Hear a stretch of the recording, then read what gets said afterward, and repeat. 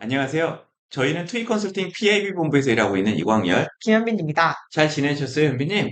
네, 바쁘게 지내다 보니 시간이 훌쩍 갔네요. 여러분들도 잘 지내셨죠? 지난 1부에서는 자산의 디지털화, 증권형 토큰 발행 STO에 대해서 이야기하면서 STO가 무엇이고, STO 특징 및 장단점에 대해 알아봤잖아요. 오늘은 계속해서 STO 사례하고 전망에 대해 함께 이야기를 해보려고 해요. 오늘 이야기는 저부터 시작해 볼게요. SEO 개념에 대해 설명드렸지만 쉽게 이해하실 수 있도록 실제 사례를 가지고 말씀을 드려볼게요. 제가 소개시켜 드릴 사례는 미국 아스펜 토큰이에요. 미국에서는 리츠나 부동산 펀드의 방식으로 부동산을 토큰화하려는 시도를 하고 있는데 아스펜 토큰은 리츠 형태의 대표적인 케이스예요. 잠시만요. 어려운 말이 나왔는데 리츠가 무엇인가요? 리츠는 다수의 투자자로부터 자금을 모아 부동산 및 부동산 관련 증권 등에 투자 운영하고 그 수익을 투자자에게 돌려주는 부동산 간접 투자 기구인 주식회사를 말하는 거예요. 이야기를 들으니 더 헷갈리는데요. 그럼 아스펜 토큰이 리츠 형태라고 하셨는데 리츠하고 다른 점은 무엇인가요? 네, 실물 부동산 자산이 기초가 된다는 것은 같은데요. 다만 아스펜 토큰은 신원과 자격을 갖춘 대상자를 상대로 법을 준수하여 발행한 블록체인 기반 디지털 상품이란 점에서 리츠하고 다릅니다. 아, 그렇군요. 그럼 아스펜 토큰에 대해서 말씀해 주세요. 아스펜은 미국 콜로라도주 로키 산맥 폐광촌으로 해발 2,400m에 위치한 도시예요. 지난 1930년대 산악 리조트로 개발되었는데 아스펜시는 6천여 명의 주민이 사는 작은 탄광 도시로 음악제를 통해 매년 10만 명의 관광객이 찾는 세계적 음악 명소이자 관광 휴양 도시로 재탄생되었다고 해요. 토큰화 대상이 된 아스펜 리조트는 자산화를 위해 우선 니치를 설립하고 토큰 증권 발행 유통 플랫폼인 템플럼 마켓에서 리조트 지분의 19%를 아스펜 코인으로 토큰화하여 1,800만 달러를 모금했어요. 그리고 그 다음해인 2019년에는 2차로 12만 5천 달러를 발행하여 2차에 걸쳐 STO가 성공했어요. 아스펜 토큰은 이 리조트에서 발생할 수 있는 현금 수익을 취할 수 있도록 만든 지분 참여형 토큰이에요. 제가 해외 사례를 소개해드렸는데 현미님께서는 국내 사례를 조사하셨다면서요? 네, 저는 아마도 한 번쯤은 들어보셨을 가능성이 높은 국내 사례를 말씀드리려고 해요. 첫 번째 사례는 뮤직하우입니다. 이용해보지는 않았지만 들어본 회사네요. 네, 뮤직하우는 음악 저작권은 물론 B2C를 겨냥한 모든 대체자산 플랫폼 중 최초이자 최대 규모의 플랫폼으로 한국형 STO의 시초라고 할 수 있습니다. 120만 명 이상의 유저와 4천억 원의 누적 거래를 달성한 조각 투자 플랫폼입니다. 왜 음악 저작권이 대상일까요? 음악 저작권 산업은 이해관계자가 많고 저작권 가격 예측력이 중요해서 높은 진입 장벽을 가지고 있다고 합니다. 뮤직하우는 창작자로부터 음악 저작권 일부를 양도받아 조각 투자 공모를 하며 투자자들은 지분율에 따라 저작권을 소유한 뮤직하우로부터 발생하는 저작권료 수익을 매월 배당으로 받는 구조입니다. 이 외에도 방송, 공연, 스트리밍 등 매체별로 정산 주기가 다른 다양한 수익 역시 받을 수 있다고 하네요. 자신이 좋아하는 가수의 저작권에 투자하고 거기에서 나오는 배당도 받고 일석이조네요. 네, 하지만 뮤지션의 인기가 줄어들면 저작권 수익도 줄어들 수 있고 거래량이 많지 않으면 가격 변동 폭이 커질 수 있으니 주의하셔야 합니다. 저 혼자 국내 사례를 이야기하려면 많으니 이사님께도 하나 소개해 주세요. 네, 저는 국내 최초의 STO 구조화 사례인 루센트 블록을 소개시켜 드릴게요. 루센트 블록은 2021년 5월 금융위로부터 혁신 금융 서비스로 지정된 부동산 수익증권 플랫폼으로 부동산 조각 투자 서비스 소유를 운영하고 있어요. 루센트 블록의 소유 앱에서는 주식을 사고 팔듯이 부동산 조각을 사고 파는 거래가 이루어집니다. 계좌 관리기관과 신탁사와 협력하며 예탁원과 플랫폼에 정보를 동시에 저장하여 금융당국이 장기적으로 추구하는 STO의 제도적 방향에 부합한 것으로 평가받고 있어요.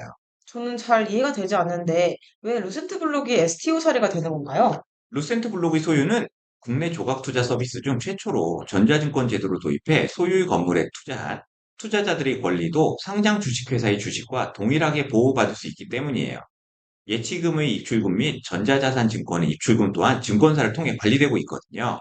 또한 루센트 블록은 이해하기 쉬운 부동산을 기초자산으로 선정하여 주기적으로 정보를 제공하는 등 투자 자산의 투명성 강화와 금융 소비자 보호에 역점을 두고 있어요. 자, 제가 설명했으니 국내 사례의 마무리는 현빈님께서 해주세요. 제가 소개해드릴 국내 마지막 사례는 미술품의 금융기법을 접목해 시장의 유동성을 공급하고 한국형 STO 미술 상품이 유통되는 플랫폼을 제공하는 열매 컴퍼니입니다. 아, 저 며칠 전에 뉴스에서 봤어요. 네, 열매 컴퍼니는 2016년에 설립되어 국내 최초로 온라인 미술품 공동구매를 시작했습니다. 조각투자 서비스인 아트앤가이드로 폐쇄적이었던 미술품 투자의 진입 장벽을 허물어 작품 선매입 후 지분 15%의 자기 자본을 투자하고 나머지를 공모하는 공동투자 방식을 제공하고 있습니다. 투자자들은 아트앤가이드 플랫폼을 통해 고가의 미술품을 조각 단위로 구매하고 작품이 재매각되면 그 차익을 지분에 따라 배분을 받습니다. 그럼 왜 그림 투자가 STO로 주목을 받는 걸까요? 미술품은 작품 자체가 비싸서 일반인들의 접근성이 떨어지고 한정된 사람들이 소유하고 유통이 원활하지 않다는 특성이 있습니다.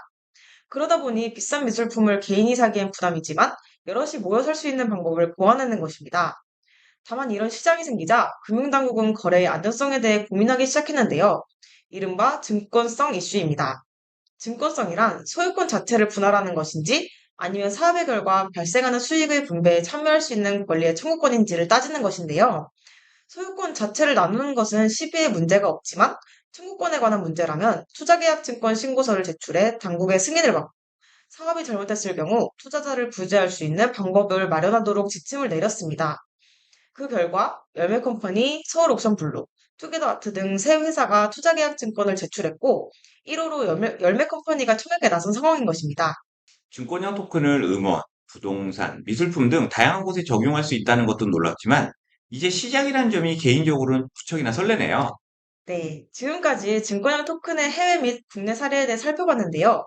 이사님, STO의 미래는 어떨지 설명해 주시겠어요? 시장에 많은 전문가분들이 계셔서 제가 예측이라고 하기에는 참 부끄럽고 지금까지 시장에서 나오는 ST의 전망에 대해 대신 정리를 해봤어요. 증권형 토큰은 가격 발견 및 정보 공개가 가능해 자산을 자유롭게 서급하는 데 용이하고 자산의 일부만 구매가 가능할 뿐만 아니라 자산의 이동이 상대적으로 자유롭기에 향후 새로운 금융 상품을 만들거나 새로운 투자 방식이 시장에 도입될 수도 있고 자산 유동화에도 변화를 가져와 기존 기관 고객만 접근 가능했던 자산에 일반 개인 고객의 접근성도 높아질 것으로 보고 있어요.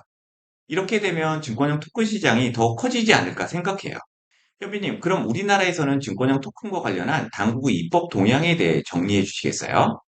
우리나라 토큰 증권 제도는 2017년 금융위원회에서 가상화폐 공개를 전면 금지하면서부터 이후 여러 규제 샌드박스를 지정하고 올해는 금융위에서 증권형 토큰 관련 가이드라인을 발표하는 등 제도가 꾸준히 변하고 있습니다. 올해 발표된 토큰 증권 시장 제도화하고 투자계약증권 증권신고서 개정 내용을 간략하게 설명드릴게요. 2023년 7월 토큰 증권 시장 제도화를 위한 전자증권법과 자본시장법 법안이 발의되어 입법 과정을 거쳐 2024년 말께는 본격적으로 토큰 증권 사업이 시행될 수 있을 것으로 예측되고 있습니다. 또한 투자계약증권 증권신고서 개정은 투자계약증권 발행에 대비한 공시, 심사체계를 개편하였습니다. 입법 과정도 계속 주시해야겠네요. 이제 마무리할 때가 된 것 같은데 마지막으로 STO 시장 전망 짧게 요약 드려도 될까요? 전문가들은 2030년 토큰화 자산 가치가 GDP의 약 10%를 차지하고 10년 내 50배 이상 시장이 확대될 것으로 예측하고 있습니다. 또한 앞서 살펴본 사례처럼 부동산, 투자펀드 등 다양한 분야에서 토큰 증권 채택을 늘릴 뿐만 아니라 비전통적인 자산까지 확대될 것으로 보고 있습니다. 현비님이 예측이 맞는지 제가 꼭 지켜봐야겠네요. 네, 지금까지 총 2부에 걸쳐 STO에 대해 함께 알아봤습니다. STO에 대해 깊게 알아보기에는 짧은 시간이었지만 관심을 가져볼 만한 주제라고 생각합니다. 앞으로도 시장에서 이슈가 되는 트렌드는 꾸준히 소개해드리도록 하겠습니다. 지금까지 투이 컨설팅 김현빈, 이광열이었습니다. 감사합니다. 감사합니다.